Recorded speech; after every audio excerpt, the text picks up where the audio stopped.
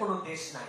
ও বিদেশে গেলে বলে প্রবাসী, দেশে আসলেও বলে আপনি কি প্রবাসী। ওরে ভাই, তুই বাংলাদেশে নিজের বাড়িতে আসছি, আসার পরে বলে প্রবাসী আসছে, আরে আবার বিদেশে যাওয়ার পরে বলে এটা প্রবাসী প্রবাসী সে আসছে। তার মানে আমার কোনো যেন কোনো পরিচয় নাই, কেউ আমাকে মূল্যায়ন করতে চায় না। So be prepared.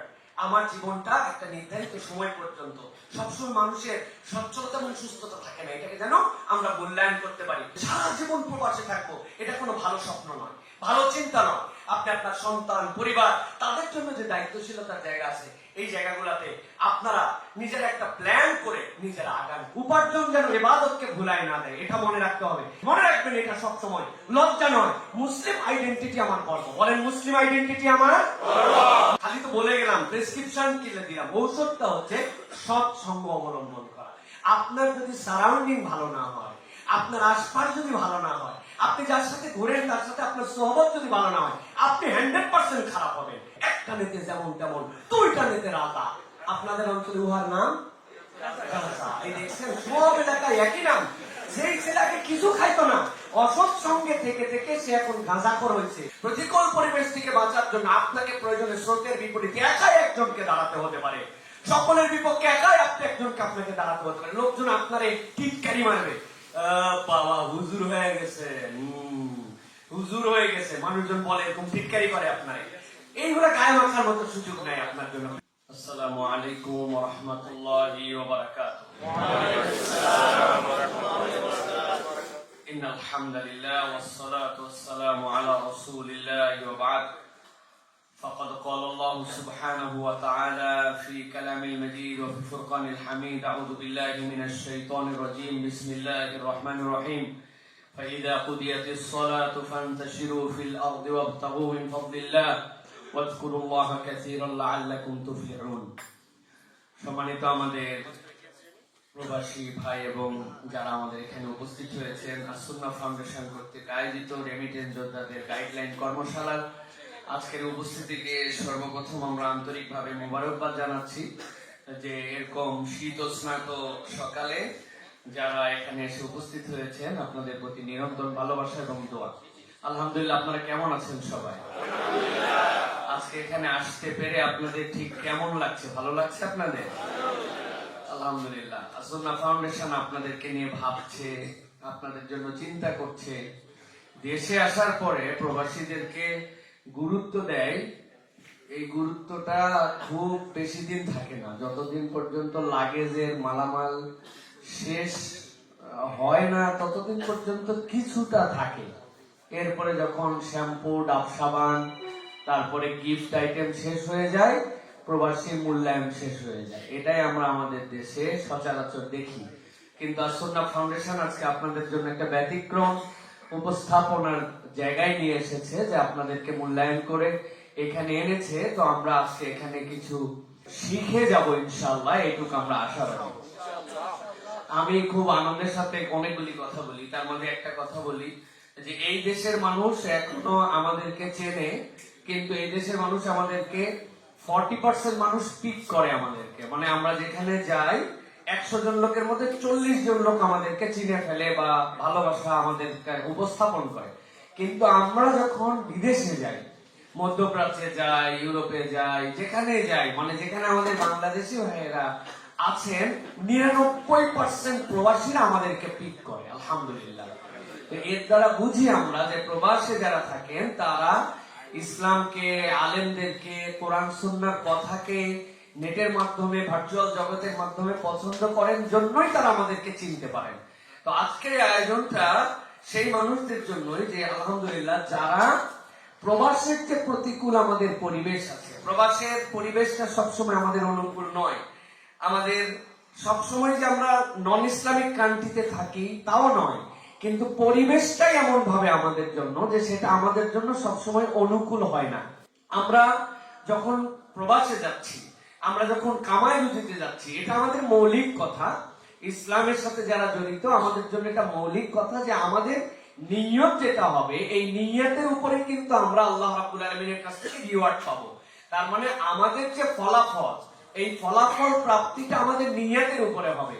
এখন আমাদের যারা প্রবাসে যাচ্ছেন আমাদের মধ্যে থেকে যারা প্রবাসী জীবন যাপন করছেন, নিরন্তর আপনার যদি এইটাই চিন্তা হয় একটা বাড়ি বানাবো, দুনিয়ায় আমার কিছু বৈষয়িক সম্পদ হবে, এরপরে দেশে আসবো, আসার পর আমি একটুখানি সুন্দর একটা জীবন যাপন করব, কেবলমাত্র দুনিয়াদারি যদি আমার চিন্তা হয়, তাহলে আমার নিয়তটা অশুদ্ধ। আমার হয়তো প্রাপ্তি হবে, কিন্তু আমার ওই প্রাপ্তির যোগটা আল্লাহ রসুলের তরিকা মতো হবে না। এই জন্য সবার আগে নিয়তকে বিশুদ্ধ করতে হবে। আমি কেন যাচ্ছি, আমার এটার ইন্টেনশনটা কি, আমার এই হালাল ইনকামের পিছনে আমার মৌলিক চাহিদাটা কি, এই নিয়তটা আমাদের জন্য গুরুত্বপূর্ণ। যেটা আমরা সবসময় জানি যে ইন্নামাল আমালু বিন্নিয়াত ওয়া ইন্নামা লিকুল্লি ইমরিইন মা নাওয়া। বিখ্যাত হাদিস, এমন কেউ জানে না যে এইটা জানে না, কিন্তু এই ইন্টেনশনটা আমাদের সবসময় ঠিক হয় না। এই জন্য আমি আপনাদেরকে বলবো ভাই, নিয়ত হচ্ছে একটা গোপন আমল। পৃথিবীতে উম্মতে মুহাম্মাদীকে আল্লাহ রাব্বুল আলামিন যতগুলো নিয়ামত দিয়েছেন, এর মধ্যে হচ্ছে নিয়ত হচ্ছে একটা বড় আমাদের জন্য গুরুত্বপূর্ণ ইবাদত। আমরা অনেক সময় বুঝি না যে নিয়ত কিভাবে আমাদের জন্য ইবাদত হতে পারে। একটা লোক নিয়ত করছে যে এইবার দেশে যাওয়ার পরে ঈদের আগে যাব, আল্লাহ যদি মাসায় রাখে তাহলে ঈদের পরে সবচেয়ে ভালো যে সিনেমাটা আসবে, এই সিনেমাটা পরিবার নিয়ে দেখবো।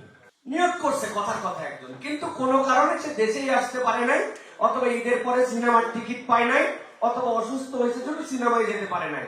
ওই যে নিয়ত করছিল, সে বাস্তবায়ন না করতে পারার কারণে তার কোনো গুনাহ হয় নাই। কিন্তু এই লোকটাই যদি নিয়ত করে আল্লাহ যদি আমাকে তৌফিক দেয়, ইনশাআল্লাহ আমি অচিরেই আমি একটা হজ এবং উমরা করার জন্য যাব। সারা জীবন তার নিয়ত করে করে করে করে সময় পার হয়ে গেছে, কিন্তু এই নিয়তের সংগতির সাথে তার হয় নাই। এই না হওয়ার কারণে সে কখনো হজেও যেতে পারে নাই, উমরাও যেতে পারে নাই। কিন্তু এই যে পজিটিভ নিয়ত করছে, আল্লাহ এই নিয়তের কারণে তার আমলনামায় না যেতে পারুক, সওয়াবগুলা কন্টিনিউ লিখে দিয়েছে। এই জন্য প্রিয় ভাইরা, নিয়তটা আমাদের জন্য খুব গুরুত্বপূর্ণ। চেঞ্জ করতে পারি। আমি একদিন পর্যন্ত নিয়ত একরকম ছিল, এখন আমি নিয়ত চেঞ্জ করে ফেলতে পারি যে আল্লাহ আমার নিয়তটা হচ্ছে যে আমি তোমার জন্য হালাল রুজি করার জন্য, পরিবারকে হালাল খাওয়াই খাওয়ানোর জন্য এবং তোমার দিনকে গ্রহণ করে আমি আমার পরিবার পরিজনকে তোমার দেওয়া দায়িত্ব পালনের নিয়তে আমি আজকে ইনকাম করার জন্য গেছি, এবং আমি কন্ট্রিবিউট করছি আমার দেশ যেন উন্নত হয়, আমার দেশের জন্য, দেশের মানুষের জন্য আমার এই কন্ট্রিবিউশনটা যেন হয়। আল্লাহ আপনার নিয়ত যদি এটা নাও থাকে, আপনার কামাই যা ছিল আগেও ছিল, পরেও তাই থাকবে, কিন্তু আপনার এই নিয়তের কারণে আল্লাহ রাব্বুল আলামিন কিন্তু আপনাকে ভিন্ন একটা মানুষ বানায় দিতে পারে। এই জন্য নিয়ত চেঞ্জ করে নিতে হয়। যদি আমার নিয়তে ঝামেলাও থাকে, এখনই আমি নিয়ত বদলাই নিতে পারি। এই জন্য বারবার নিয়তকে রিভিউ করতে হয়। মাঝে মাঝে শয়তান ইন্টেনশন এদিকে নিয়ে যাবে, ওদিকে আবার নিয়ত ঠিক করছে, আবার নিয়ত ঠিক করছে। এইটা হচ্ছে আমাদের জন্য দায়িত্ব। অতএব আমাদের প্রথম দায়িত্ব হচ্ছে নিয়তের ক্ষেত্রে সতর্ক থাকা। জীবিকা উপার্জন হতে পারে ইবাদত। এই আয়াত আমি আপনাদের কাছে বলেছি, আল্লাহ রাব্বুল কুরআনুল কারীমের মধ্যে বলেছেন, যখন তোমার সালাত শেষ হয়ে যাবে বেরিয়ে যাও, তুমি বেরিয়ে যে তোমার রবের জীবিকা তালাশ করো। আল্লাহ রাব্বুল আলামিন চাইলে, কোন একটা মানুষ বলছে আল্লাহ তো রাজ্জাক, আল্লাহ আমারে খাওয়াতে পারে। আল্লাহ পারে কি পারে না? পারে। অতএব সে বলছে আমি কোনো কাজ কাম করবো না, আমি খালি শুয়ে থাকবো, আল্লাহ আমার মুখের মধ্যে খাবার দিবে। এটা আল্লাহর সুন্নাত নয়, আল্লাহর পদ্ধতি এটা নয়। আল্লাহর পদ্ধতি তুমি তালাশ করতে বের হও, রিজিকের ব্যবস্থা আল্লাহ রাব্বুল আলামিন করে দিবেন। তাহলে আপনার নিয়তের দ্বিতীয় পার্ট যেটা, আল্লাহ তুমি আমাকে বলছো রিজিকের তালাশে বের হও, আমি তো রিজিকের তালাশে বেরিয়েছি। এইটা যেন আপনার মনের মধ্যে থাকে যে আপনি জীবিকা উপার্জন করছেন আল্লাহর নির্দেশে। তাহলে হবে কি, আপনার টাকা কামাইও করা হবে, আপনার একটা ইবাদত হবে। এইটা হচ্ছে একটা বড় গুরুত্বপূর্ণ বিষয়। তৃতীয়ত যেটা, যে নিজের হাতের উপার্জন যে সর্বোত্তম উপার্জন, এটা আমরা কম বেশি সবাই জানি। এই যে আল্লাহ নবী দাউদ আলাইহিস সালাম নিজের কামাই খেতেন। পৃথিবীর এমন কোন পয়গম্বর নাই যেই পয়গম্বর আলাইহিস সালাম নিজে হাতে কামাই করতেন না। প্রত্যেকের নিজের হাতের কামাই ছিল, তারা নিজে হাতে কামাই করেছেন নিজের পরিবারের জন্য। অতএব আমি একজন সেই শ্রমিক, আমি একজন সেই মানুষ যেই মানুষটা নিজে হাতে পরিশ্রম করে আমি কামাই করি। সুতরাং এখানে কোনো জব ছোট, কোন জব বড়, এরকম কিছু নাই। বাংলাদেশের মানুষ বাংলাদেশে আসার পরে টিটকারি করে, বলে ভাই আমি ছিলাম বিদেশে ডিসি, আরেকজন বলে ওসি। ডিসি মানে কি? ডিশ ক্লিনার, এটাকে টিটকারি করে বলে। ওসি মানে কি? বলে অনিয়ন কাটার।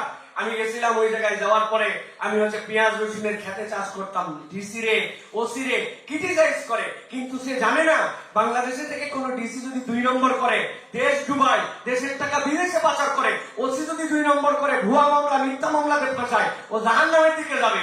আর যেই লোকটা ওসি ডিসি বলে টিটকারি করে ডিশ ক্লিনার, আর সেই লোকটা অনিয়ন কাটার, ওই লোকটা যদি নিজের হাতে কামাই করে, আল্লাহ দিলে এই কামাইয়ের কারণে সে জান্নাতের দিকে যাবে ইনশাআল্লাহ। সুতরাং প্রবাসী যারা আমরা আছি, আমরা এটা মনে রাখবো যে আমরা আমাদের নিজের হাতের কামাইটা আমাদের চেষ্টার মধ্যে করছি। প্রিয় ভাইরা, মৌলিক পয়েন্ট এবার আমরা আসি, সেটা হচ্ছে যে প্রবাস শুধু ভৌগোলিক দূরত্ব নয়, এটা ঈমান, চরিত্র এবং পরিচয়ের বড় একটা পরীক্ষা।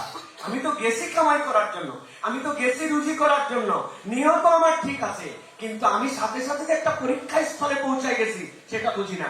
ঈমান মানে পরীক্ষা, আর প্রবাস মানে কিন্তু সেই পরীক্ষার বাস্তব মাঠ। আমি কোন আইডেন্টিটি নিয়ে গেছি? আমার আইডেন্টিটি আমি একজন মুসলিম, আমি একজন মুমিন, আমি একজন মুসলমানের ঘরের সন্তান।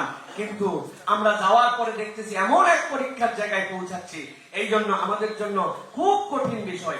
আল্লাহ রাব্বুল আলামিন সূরা আনকাবুতের মধ্যে বলছেন, আহসিবান নাস আইয়াতরাকু আইয়াকুলু আমান্না ওয়া হুম লা ইফতানুন। মানুষ কি এরকম মনে করে নাকি যে সে বলবে আমি ঈমান আনছি আর তার কোনো পরীক্ষাই নেই, পরীক্ষা ছাড়াই তাকে পাস করাইতে হবে? না। সুতরাং আমাদের এটাও একটা পরীক্ষা যে আমি প্রবাসে গেছি, যাওয়ার পর আমার পরিবেশটা কি, আমি কোন জায়গায় আছি। দেখেন, আমরা বলছি এই জায়গায় যে প্রতিকূল পরিবেশে ঈমান রক্ষা আমাদের জন্য কিভাবে। প্রতিকূল পরিবেশ বলতে আমরা কি বুঝাই? প্রতিকূল পরিবেশ বলতে আমরা বুঝাইছি ইসলাম বিরোধী সংস্কৃতি। আপনি দেখতে পাচ্ছেন ডানে বামে সামনে পিছনে মোবাইলে ট্যাবে আপনার সব জায়গাতে হালাল হারামের সীমানা ঝাপসা, যে আমি কামাই করতেছি এটা হালাল না এটা হারাম আমি কেমনে বুঝবো? দেখবেন অনেক জায়গায় এরকম মিশ্রণ যুক্ত কামাই আছে। মুসলিম পরিচয় লুকানোর চাপ আছে, আমি মুসলমান এই পরিচয় দিতে অনেকে লজ্জাবোধ করে। এরপরে সন্তানরা নিজেদের পরিচয়ের সংকটে ভোগে। এই যে প্রতিকূল পরিবেশের রূপ, এইগুলা কিন্তু প্রবাস জীবন থেকে শুরু করে ওই প্রবাসী তারা পরিবার পর্যন্ত এটা আমাদের মধ্যে পৌঁছায়। আল্লাহ রাব্বুল আলামিন বলছেন আমাদের মধ্যে এটা খুব বেশি আছে। বেশিরভাগ লোক যেদিকে যায় আমরা মনে করি ওই দিকটাই বোধহয় সঠিক, বহুত লোক একদিকে আছে, কিন্তু বেশিরভাগ লোক আমাদের জন্য কখনো আল্লাহ রাব্বুল আলামিনের পক্ষ থেকে পাস বা ফেল, সফল বা বিফলদের তালিকার অন্তর্ভুক্ত নয়। আল্লাহ কোরআনুল কারীমের সূরা আনামের মধ্যে বলছেন, তোমরা যদি অধিকাংশ মানুষের অনুসরণ করো তাহলে আল্লাহর পথ থেকে তোমাদেরকে তারা বিচ্যুত করে দিবে। অধিকাংশ মানুষই তো করে ভাই, বেশিরভাগ লোকই এটা করতেছে ভাই। আমার রুমমেট যারা আছে অধিকাংশ মানুষই তো এরকম। এই যে অধিকাংশ বেশিরভাগ সবাইকে দেখতেছি এখনকার সমাজ, এই বক্তব্যটা আমাদের জন্য ভয়ঙ্কর একটা বক্তব্য। অতএব সংখ্যা গরিষ্ঠতা কখনো সত্যের মানদণ্ড নয়, মনে থাকবে। সংখ্যা গরিষ্ঠতা কখনো সত্যের মানদণ্ড নয়। আল্লাহ নবী যখন দ্বীনের দাওয়াত নিয়ে আসলেন, আল্লাহ নবী সাল্লাল্লাহু আলাইহি ওয়াসাল্লাম নবী, এরপরে প্রথম মেনেছেন খাদিজা রাদিয়াল্লাহু আনহা, তারপরে কে মানছেন? হযরতে আলী রাদিয়াল্লাহু আনহু। এই যে ইসলামের 3 জন, আর পুরো আরবকে উল্টা। তখন কি তাহলে ইসলাম আমাদের জন্য অসত্য ছিল? নাউযুবিল্লাহ, তখনও সত্য এখনো সত্য। আল্লাহ নবী একাই যখন তখনও সত্য, পৃথিবীতে যখন এখন 200 কোটি মুসলমান তখনও সত্য। সুতরাং সংখ্যা গরিষ্ঠতা কখনো সত্যের মানদণ্ড নয়, এটা আপনার মগজের মধ্যে ঢুকাই নিতে হবে। তাছাড়া আপনারা শুধু শয়তান উস্কাবে, সবাই করে যে সবাই করতেছে না, বাকিরা এরকম, তারা কি বুঝলো না? আপনারা শয়তান ইনজেকশন দিবে। প্রতিকূল পরিবেশ থেকে বাঁচার জন্য আপনাকে প্রয়োজনে স্রোতের বিপরীতে একাই একজনকে দাঁড়াতে হতে পারে, সকলের বিপক্ষে একাই আপনি একজনকে আপনাকে দাঁড়াতে হতে পারে। লোকজন আপনারে টিটকারি মারবে, বাবা হুজুর হয়ে গেছে, হুজুর হয়ে গেছে, মানুষজন বলে এরকম টিটকারি করে আপনার। এইগুলা গায়ে মাখার মতো সুযোগ নেই আপনার জন্য। প্রিয় ভাইরা, ঈমান রক্ষা এটা হচ্ছে একটা ভিতরের যুদ্ধ, এটা বাইরের যুদ্ধ নয়। আপনি খেয়াল করবেন, ঈমান শুধু বিশ্বাস নয়, কিন্তু আপনার প্রতিদিনের সিদ্ধান্ত আপনাকে ঈমানের উপরে আপনাকে কিভাবে নিচ্ছে, এটা আপনাকে খুব মনোযোগের সাথে খেয়াল করতে হবে। প্রিয় ভাইরা, ঈমান আমার সিদ্ধান্ত কি, কি খাবো, কাকে বন্ধু বানাবো, কি দেখবো, কিভাবে সন্তান বড় করব, আপনার ঈমানের সাথে এগুলো জড়িত আছে। আমি অনেকবার এই গল্প বলেছি, আবার আপনাদের কাছে বলি। আমি আসতেছিলাম একটা লং ফ্লাইটে, প্রায় 16 ঘন্টার ফ্লাইট।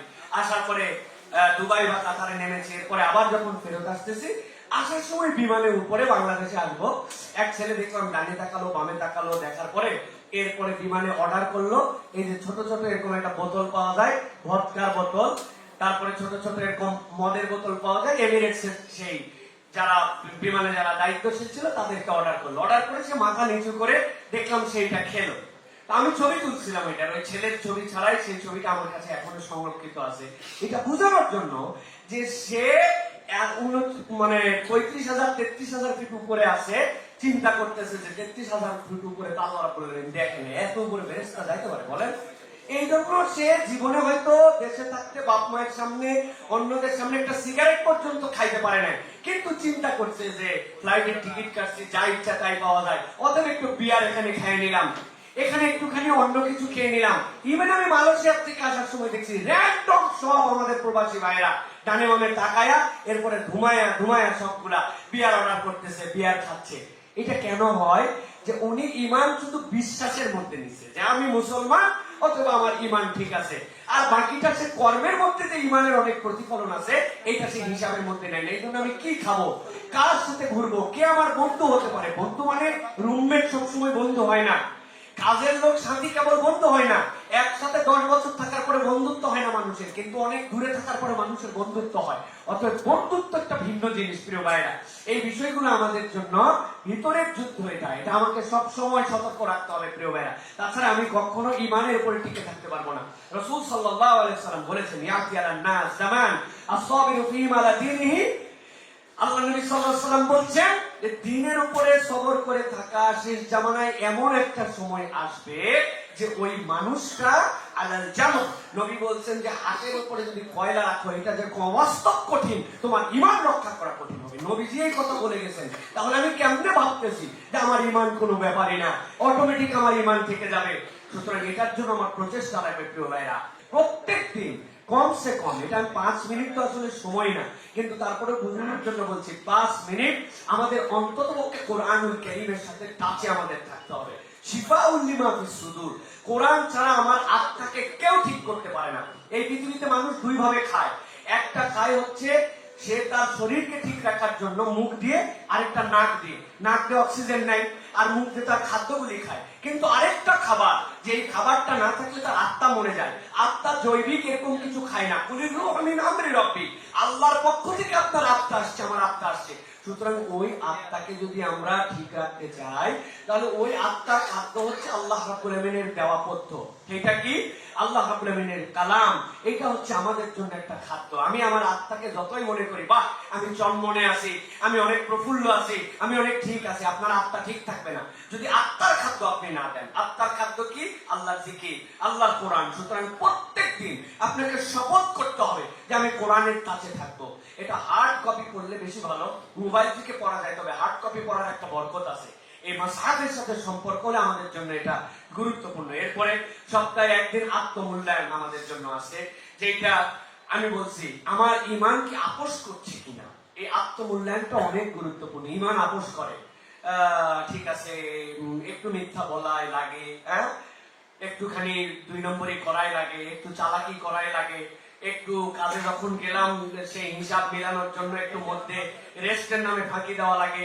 এই যে নানান কিছু আছে যেগুলো আমাদের জন্য, আমার ঈমান কি আপোষ করছে কিনা এটা ডিটেইলস এখন বলতে পারছি না, কিন্তু জাস্ট পয়েন্ট আপনারা মনে রাখবেন যে সপ্তাহে একদিন আত্মমূল্যায়ন করতে হবে। এশার পরে আপনি বসছেন চুপচাপ, অথবা ফজরের পরে বসছেন, কোনো এক সময় নিরিবিলি আপনার জন্য 15টা মিনিট আপনাকে সিলেক্ট রাখতে হবে যে আমি একটু হিসাব করব যে আমার ইমানের অবস্থাটা এখন কি আছে, সপ্তাহে নামাজের অবস্থা আমার কি ছিল, তেলাওয়াতের অবস্থা কি ছিল, জিকির আজকারের অবস্থা কি ছিল, গুনাহ কোনগুলা করেছিলাম, গুনাহ কোনগুলা বাদ দেওয়ার জন্য চেষ্টা করেছিলাম, আমার ইমানকে আপোষ করতেছে নাকি ইমানের জায়গায় অবিচল আমি আছি, এটা আপনাকে হিসাব করতে হবে প্রিয় ভাইরা।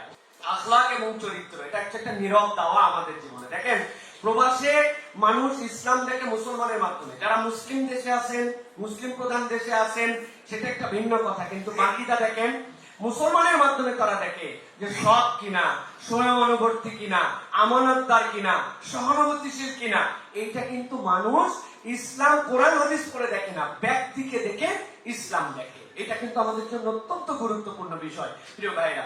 এই জন্য আমি কেবলমাত্র একজন আয় করা মানুষ, কেবলমাত্র শ্রমজীবী, কেবলমাত্র প্রবাসে খাটতেছে এরকম না, আমি একজন মুসলিম হিসেবে প্রতিনিধিত্ব করতেছি, এটা যদি আপনার ভিতরে থাকে তাহলে আপনি একটা ভিন্ন রকম ফিলিংস নিয়ে আপনি নিজেকে উপস্থাপন করতে পারবেন। আপনি সৎ কিনা আপনাকে এটা চেষ্টা করতে হবে যে আপনার নিজের ক্ষেত্রে আপনি নিজে মূল্যায়ন করেন কিনা।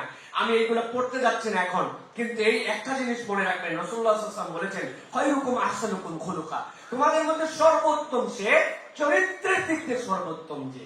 এই চরিত্র সকলে মূল্যায়ন করে সার্টিফিকেট আপনাকে দিতে আসবে না। চারিত্রিক সার্টিফিকেট তো অনেক আমরা নিয়েছি আগে যাওয়ার সময়, চেয়ারম্যান সাহেবরা আমাদেরকে লিখে দিয়েছেন চারিত্রিক ভাবে ভালো, দেশ এবং জাতির কোনো অকল্যাণ তিনি করেন নাই আমার জানা মতো। এই এত সালের সার্টিফিকেটের কোনো মূল্যায়ন আল্লাহর কাছে নাই। আল্লাহর কাছে মূল্যায়ন যে আমি সৎ কিনা, আমি আমানতদার কিনা, আমি মুসলিম হিসাবে একজন দায়িত্বশীল কিনা। এই চারিত্রিক সার্টিফিকেটটা আল্লাহ রাব্বুল আলামিনের কাছে সবচেয়ে মূল্যায়িত হবে প্রিয় ভাই। এই জন্য এই ক্ষেত্রে আমাদের সবসময় মনে রাখতে হবে এই জিনিসটা। আমাদের এই ক্ষেত্রে আমরা করণীয়টা কি করব? এই যে আমরা আগের পয়েন্টে যে ছিলাম, এই ক্ষেত্রে আমাদের করণীয়টা আমাদের জন্য যে কর্মস্থলে আপনি আপনার জীবনে একটা ইসলামী চরিত্র বেছে নেন, যে আমি এমন একটা আইডেন্টিটি নিয়ে চলবো যে এটা আমার জন্য, আমার আশপাশের সকলের জন্য সেটা মানুষ জানবে এই মানুষটা সৎ, এই মানুষটা মিথ্যা কথা বলে না, এই মানুষটা তার আচরণের সৎ, এই মানুষটা কাউকে ধোকা দেয় না, এই মানুষটা আমানতদার। আপনাকে এরকম একটা আইডেন্টিটি প্রতিষ্ঠিত করতে হবে। আমার তো 4টা মেয়ে, আমার মেয়েদের মূল্যায়ন করে আমি দেখছি যে আমার একটা মেয়ে আছে যে মেয়ে কখনো মিথ্যা কথা বলে না, ইয়ার কি করেও মিথ্যা কথা বলে, ওর তবিয়তের মধ্যে এটা নাই। আমরা এখন নিজেরাই ভয়ে ভয়ে থাকি যে এই কালচারটা তার মধ্যে যেন থেকে যায়, কিভাবে এটা রাখা যায়। সে ভয়ে হোক, আকাঙ্ক্ষায় হোক, লোভে হোক, ধরেন তাকে অনেক বকাবো, সে মিথ্যা কথা বলে না, সে মিথ্যা কথা বলতে জানে না, শিখে নাই সে। এইটা আমি বোঝানোর জন্য বলছি যে আপনার আমার ভিতরে এরকম কতগুলো চরিত্র আছে, আপনাকে একটা আইকনিক জিনিস বেছে নিতে হবে। আলহামদুলিল্লাহ দুনিয়ায় এসপার ওসপার হয়ে যেতে পারে, আমি অসৎ না, আমি মিথ্যা কথা বলতে পারি না, আমি কখনো ধোঁকা দেই না। আপনার চারিত্রিক স্বকীয়তা এটা আল্লাহর কাছে আপনি উপস্থাপন করতে পারবেন। সুতরাং আপনার একটা চরিত্র বেছে নিতে হবে। আমি যদি একটা বলছি, কিন্তু আপনি এরকম ভাবে অনেকগুলাই নিজের মধ্যে নিতে পারেন, কিন্তু আপনার নিজের কাছে ওটা সিলেক্টেড থাকবে যে আমি কি আজকে ইসলামের ভালো প্রতিনিধি ছিলাম কিনা। এটা আপনার মন আপনাকে সায় দিবে যে আমি কেবল প্রবাসে ডলার কামাই করতে, রিয়াল কামাই করতে, আমি ইউরো কামাই করতে, আমি দিরহাম কামাই করতে, দিনার কামাই করতে আসি নাই, আমি দিনও কামাই করতে আসছি। আল্লাহর কাছে আমার এই দিনগুলা যে পার হয়ে যাচ্ছে, আল্লাহর কাছে যে বলতে পারবো না যে 25 থেকে 40 আল্লাহ 15 বছর প্রবাসে ছিলাম, অথবা এটার হিসাব বোধহয় আল্লাহ নিবে না, না, ওই দিনগুলোর হিসাব আল্লাহর কাছে আমাকে দিতে হবে। সেই ক্ষেত্রে আমি আইকনিক কোন একটা চরিত্রের মধ্যে আমি থাকবো। এইবার দেখেন প্রতিকূল পরিবেশে চরিত্র রক্ষার জন্য আপনাদেরকে কতগুলা টিপস বা কতগুলা বিষয় বলি প্রিয় ভাইরা। আল্লাহ কোরআনে আমাদের জন্য জানিয়েছেন, ওয়ালা তাকরাবুজ জিনা ইন্নাহু কানা ফাহিশাতাও ওয়া সাআ সাবিলা। আল্লাহ অনেক গুনাহ থেকে নিষেধ করেছেন। আল্লাহ বলছেন মিথ্যা বলো না, গীবত করো না, হারাম খেও না। কিন্তু এই একটা গুনাহ আল্লাহ বলছেন লা তাকরাবুজ জিনা, এর কাছেও যেও না, এর কাছেও যেও না, এর আশপাশেও যেও না। তুমি আপনি বুঝেন, দুটা ডিমান্ডটা বুঝেন, একটা মানা আর একটা আশপাশে যেও না। এই বিষয়টা খুব গুরুত্বপূর্ণ আমাদের জন্য যে আমরা জিনা, ব্যভিচার, এটার সাথে যেন আমাদের কোন রকম দূরতম সম্পর্ক না থাকে। এর সাথে যেগুলো কানেক্ট করে সেইগুলোর সাথেও যেন আমাদের জন্য নিজেদের কানেকশন না থাকে। আল্লাহ কোরআনে বলেছেন ক্বাদ আফলাহাল মুমিনুন আল্লাযীনা হুম ফি সালাতিহিম খাশিউন ওয়াল্লাযীনা হুম আনিল লাগওয়ি মুরিদুন। আল্লাহ বলেন সফল তো তারা যারা দুনিয়ার বুকে নিজেরা তার সালাতের ব্যাপারে ভয় করে, নিজেরা বিনম্রতা অবলম্বন করে এবং অনর্থক কাজকর্ম থেকে নিজেকে বাঁচায় রাখে। অনর্থক আজগবি কাজ, যেই কাজের কোনো দাম নাই, এরকম কাজ ইমানদার কখনো করবে না। আমরা এই আজগবি কাজের তালিকা যদি করি, ইনক্লুডিং আমি সহ, আমাদের এই মোবাইল হচ্ছে আজগবি কাজের একটা সময়, ঠিক না ভাই? ভাই নেটওয়ার্ক নাই এখন, বলে এখন নেট নাই, কি করতেছিস? কই পুরাতন ছবি দেখতেছি, তাও মোবাইল দেখা লাগবে, গ্যালারির মধ্যে ঢুকে দেখতেছি, কি ভাই ঠিক না? পুরাতন হোয়াটসঅ্যাপ চেক করে দেখতেছি, নেট নাই এখন, তাই কি করবো? কিন্তু আমি কিছু একটা করতেছি। ভাই রে ভাই, অনর্থক কাজের তালিকার মধ্যে এটা এখন টপ বেস্ট আমাদের মধ্যে আসছে। এছাড়াও প্রবাস জীবনে দেখবেন কোনো কাম নাই, লুডু খেলতেছে, উমুক খেলতেছে, তুমুক অ্যাপস দেখতেছে, কিছু না হলে অন্তত পক্ষে দূরবর্তী যেগুলা জুয়ার অ্যাপস আছে, এগুলা জুয়াতে কিছু টাকা লাগাচ্ছে, বেশি লাগাচ্ছে না কিন্তু কিছু লাগাচ্ছে, যদি আল্লাহ কিছু দেয়, তাই না? মানে জুয়াতেও বলতেছে যদিও আল্লাহ কিছু দেয়, মানে আরাম আমাদের কাছে এত সহজ প্রাপ্ত হয়েছে। বলছে আলহামদুলিল্লাহ আমি একটু হালকা সুদের কারবার করি, আমার স্ত্রীও করে, আলহামদুলিল্লাহ আল্লাহ চলাচ্ছে এটা দিয়ে আমাদেরকে। চিন্তা করছেন আপনি, এই সুদের কারবার এখন স্বাভাবিক বানায় ফেলছে। এই জন্য অনর্থক কোনো কাজের মধ্যে ঢোকা যাবে না। এখান থেকে বাঁচতে হবে, আমাদের জন্য চেষ্টা করতে হবে প্রিয় ভাইরা, যে এই বাঁচবো আমি কিভাবে। খালি তো বলে গেলাম, প্রেসক্রিপশন কিনে দিলাম, ঔষধটা হচ্ছে সৎসঙ্গ অবলম্বন করা। আপনার যদি সারাউন্ডিং ভালো না হয়, আপনার আশপাশ যদি ভালো না হয়, আপনি যার সাথে ঘুরেন তার সাথে আপনার সোহবত যদি ভালো না হয়, আপনি 100% খারাপ হবেন। আমি অনেক সময় বলি, আগে বিড়ি খাইতো না, 10 হাত দূরে থাকলে বিড়ির গন্ধ শুনলেও কাশতো, কিন্তু 10 দিন থাকার পরে আস্তে করে বিড়ি ভাগে কিনছে, কিনে বলছে আমি ফার্স্ট কল, তুই ধরার উপর আমি টানবো। এই বন্ধুই দেখবেন অনুষ্ঠান, ঈদ পর্ব বিভিন্ন সময় বলছে দোস্ত আগের মতো তার 10 মাসে না বিড়ি খায়। বলছে কি করা লাগবে? বলছে তোরে একটা জিনিস দিয়ে গেলাম, তুই ভিতরে খালি মাল ফেলা, আমি আসতেছি। ও বাইক দিয়ে টাইনে প্রত্যেকটা পুরিয়া নিয়ে আসছে, আচ্ছা আস্তে করে কুচকুচ করে কাটে ওর মধ্যে ঢুকাইছে, ঢুকায় বলতেছে এখন টাইনে দেয়, একটা নিতে যেমন তেমন, দুইটা নিতে রাতা। আপনাদের অঞ্চলে উহার নাম গাঁজা। এই দেখছেন সব এলাকায় একই নাম। সেই ছেলেকে কিছু খাইতো না, অসৎ সঙ্গে থেকে থেকে সে এখন গাঁজাখোর হয়েছে। এটা কি বানানো কথা বললাম ভাই? আমাদের সমাজে এরকম হয়েছে, অনেক প্রবাসী এরকম আছে যারা দেখবেন দেশে থাকতে বিড়ি সিগারেট দেখেন, এখন চিন্তা করছে প্রবাসে অনেক টেনশন, অনেক কাজের প্রেশার, এই জন্য উনি একটু সিগারেট খায়। এইটা নিজে নিজে খায় না, ওই সোহবতের কারণে খাইছে। বোতল কিনে নিয়ে এসে ভাগ করে খায়, সপ্তাহে একদিন অন্তত। ভাই যে টেনশন, যে পেরেশানি, বলবেন না ভাই, এটা না হলে আসলে চলে না, দম পাওয়া যায় না, আছে কিনা? কেন এটা হচ্ছে? এটা হচ্ছে আপনার সৎসঙ্গ, এটা হচ্ছে আপনার মেডিসিন। এটা আপনাকে সবসময় খেয়াল করে চলতে হবে প্রিয় ভাইরা। মুসলিম আইডেন্টিটি লজ্জা নয়, গর্ব। It's a proud thing. আপনাকে এটা সবসময় ফিল করতে হবে। কুনতুম খায়রা উম্মাহ উখরিজাত লিন-নাস, আপনি শ্রেষ্ঠ, আমি শ্রেষ্ঠ। কেন? আল্লাহ বলছেন তোমাকে অপরের কল্যাণের জন্য সৃষ্টি করেছে। পরিচয় লুকানো, এটা ধীরে ধীরে আমাদের পরিচয় হারাই ফেলবো আমরা। আমরা যদি পরিচয় লুকাই যে আমি মুসলিম, এই পরিচয় আমার কাছে কেমন না, আমার মুসলিম পরিচয় দিতে একটু লজ্জা লাগে, একটু শাই ফিল করি যে আমি একজন মুসলিম, আমার মুসলিম আইডেন্টিটি প্রকাশ করতে আমার কেমন কেমন যেন লাগে। মনে রাখবেন, এইটা ধীরে ধীরে আপনার পরিচয় আপনি হারাই ফেলবেন। নাম বদলায় ফেলে, নাম হচ্ছে মোহাম্মদ নজরুল ইসলাম, কিন্তু এই নামে পরিচয় দেয় না, উনি নাম নিজের হৃদয়, আছে না? হৃদয় ওনার নাম। বাপ রে বাপ, কি একটা নাম উনি রাখছে। হৃদয় খারাপ না বলতেছি না, কিন্তু কেন এটা রাখছে? এমন একটা নাম রাখছে, উনি আসলে কি এটা যেন তার দ্বারা বোঝা না যায়। এই যে আমাদের সালাম না দেওয়া, আমি সালাম দিচ্ছি না, ইসলামিক পোশাক এড়িয়ে যাওয়া। আপনি হ্যাঁ শার্ট পরেন, প্যান্ট পরেন, আমি অন ইসলামিক পোশাক বলছি না, কিন্তু আপনি কোন সময় টুপি মাথায় দেন না, ব্যাপার কি? আপনি কোন সময় জুব্বাটা পড়তে আপনার লজ্জা লাগে, ব্যাপার কি? জুমার দিনে পর্যন্ত আপনি আইডেন্টিটি নিয়ে যান না, ব্যাপারটা কি? এইটার কারণ হচ্ছে যে আপনি আপনার এই পোশাককে এড়িয়ে চলার মাধ্যমে আপনি ধীরে ধীরে আপনার আইডেন্টিটি হারাই ফেলছেন। মনে রাখবেন, এটা সব সময় লজ্জা নয়, মুসলিম আইডেন্টিটি আমার গর্ব। বলেন মুসলিম আইডেন্টিটি আমার গর্ব, মুসলিম আইডেন্টিটি আমার গর্ব, আই এম মুসলিম, এটা হচ্ছে আমার প্রাউডের জায়গা। আলহামদুলিল্লাহ। সুতরাং করণীয় কি দেখেন, আমি কতগুলো ছোট্ট টাস্ক দিয়েছি। প্রকাশ্যে সালাম দেওয়ার অভ্যাস করেন, গণ সালাম। ওরে বাবারে বাবা, এই লোকের দেখা হলে সালাম দেয়, বিরক্তের পর্যায়ে নিয়ে চলে গেছে যে সালামকে। আর মানে এইটা হচ্ছে আমাদের সন্তানদেরকে বলেন যে আমি মুসলিম, এটা আমার শক্তি, এটা আপনার পরিচয় দিতে হবে। মসজিদ এবং দ্বীনি সার্কেলের সাথে যুক্ত থাকতে হবে প্রিয় ভাইরা, যেখানে হালাকা হয়, মন না চাইলে, অত ভালো লেকচারার না হলেও আপনাকে সেই জায়গায় যাওয়ার জন্য দ্বীনি প্রোগ্রামে নিয়মিত অংশগ্রহণ করতে হবে আপনাকে। তাছাড়া দিন এরকম না যে অটোমেটিক বড়ির মতো খাওয়াই দিছে, এটা টিকে থাকবে আপনার সাথে, এত সহজ নয়। এটা আমাদের জন্য খুব গুরুত্বপূর্ণ প্রিয় ভাইরা। হালাল উপার্জন এবং হারাম যেখান থেকে বর্জন, যে বিষয়ে আমরা ইতিমধ্যেই কথা বলেছি আপনাদের কাছে, যে আল্লাহ রাব্বুল আলামিন আমাদেরকে হালাল উপার্জনের জন্য নির্দেশ দিয়েছেন। সুতরাং আপনি বিদেশে যায়, প্রবাসে যায়, এমন কোন কাজের সাথে যুক্ত হতে পারবেন না যেটা আপনার জন্য হারাম। সুতরাং আপনাকে হারাম উপার্জন আপনাকে ত্যাগ করতে হবে, এটার সাথে আপনার কোনো সম্পর্ক থাকবে না। উপার্জন যেন ইবাদতকে ভুলায় না দেয়, এটা মনে রাখতে হবে। আপনি এমন উপার্জনের মধ্যে আছেন, আমাদের কাছে প্রশ্ন করে হুজুর দুপুরে ছুটি দেয় না, এই জন্য জোহরের নামাজ বাদ দিতে পারবো কিনা, আসর বাদ দিতে পারবো না। আমি বলি তার জন্য প্রিয় ভাইরা, বাদ দিতে পারবেন। কিভাবে পারবেন? আপনি যদি 2 থেকে 2.5 মিনিট অক্সিজেন ছাড়া বেঁচে থাকতে পারেন, তাহলে আপনি বাদ দিতে পারবেন। আপনার যখন নামাজ বাদ দিতে মন চায়, পিছন থেকে এক বন্ধুকে ডাকতে বলবেন, না কার বুকটা ঠাইছে, ধর ধর ঠাইছে আমাকে, বেটা তুই তো কিনে খাস বাজারের যেগুলো জিনিস, সেগুলো মুখ দিয়ে, কিন্তু অক্সিজেন তো তুই কিনে খাস না। তাহলে অক্সিজেন যে আল্লাহ রাব্বুল আলামিন দিল, ওই আল্লাহ তোর জন্য সালাতের নির্দেশনা দিল, ফরজ হুকুম দিল, তুমি আল্লাহর হুকুম বাদ দিয়ে তুমি বাকি কামাই চিন্তা করো কেমন করে? এটা তো একটা বেকুবের চিন্তার মধ্যে আমরা পড়ে যাবো। তাহলে এই জন্য আমাদের মনে রাখতে হবে, কখন উপার্জন যেন আমার ইবাদতকে ভুলায় না দেয়। এই যে পুরা জীবনটা আমরা কামাই রোজগারের মধ্যে নিজেরা ব্যয় করলাম নিজেদের, এরপরে যে আমরা দেশে চলে আসবো, একটা প্ল্যান করি, এই প্ল্যানের সাথেও আপনাদের কিছু বাস্তবতার প্ল্যান রেখেন।